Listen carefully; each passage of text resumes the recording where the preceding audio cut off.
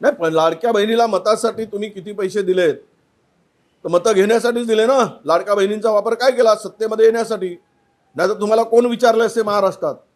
जनतेने नाकारलाच होता. लाडक्या बहिणींना तुम्ही थोडासा हे 1,500 रुपये महिना सुरू केला आणि आम्ही देणार 2100 देणार म्हणून सांगितले. 2100चा तर पताच नाही. आणि याचा वापर केवळ निवडणुकीसाठी तुम्ही केला. मग याचा अर्थ असा की शेतकऱ्याला वाऱ्यावर सोडणार का?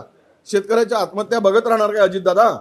त्यामुळे माझा प्रश्न थेट हाच आहे की तुम्ही घोषणा केली, 1 वर्ष होत आहे आता पुढच्या महिन्यामध्ये, आणि 1 वर्षामध्ये जर सरकार शेतकऱ्यांना घोषणा करूनही जर कर्जमाफी करत नसेल तर तुमची नियत साफ नाही.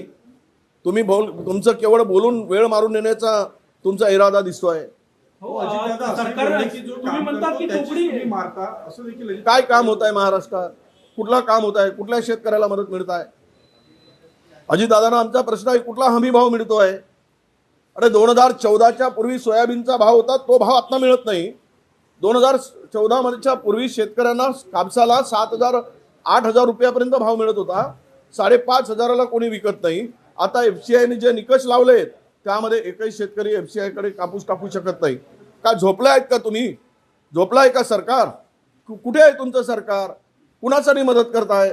बेरोजगार पूर्ण वाऱ्यावर सोडलात, शेतकऱ्याला वाऱ्यावर सोडलात. काय काम करताय? कुठलं काम करताय? रस्त्यामध्ये खड्डे पडलेत, अपघाताचे प्रमाण वाढलेत, अनेक ठिकाणी बस जाऊ शकत नाही अशी परिस्थिती झाली, शाळांचं पोरांचं नुकसान होत आहे.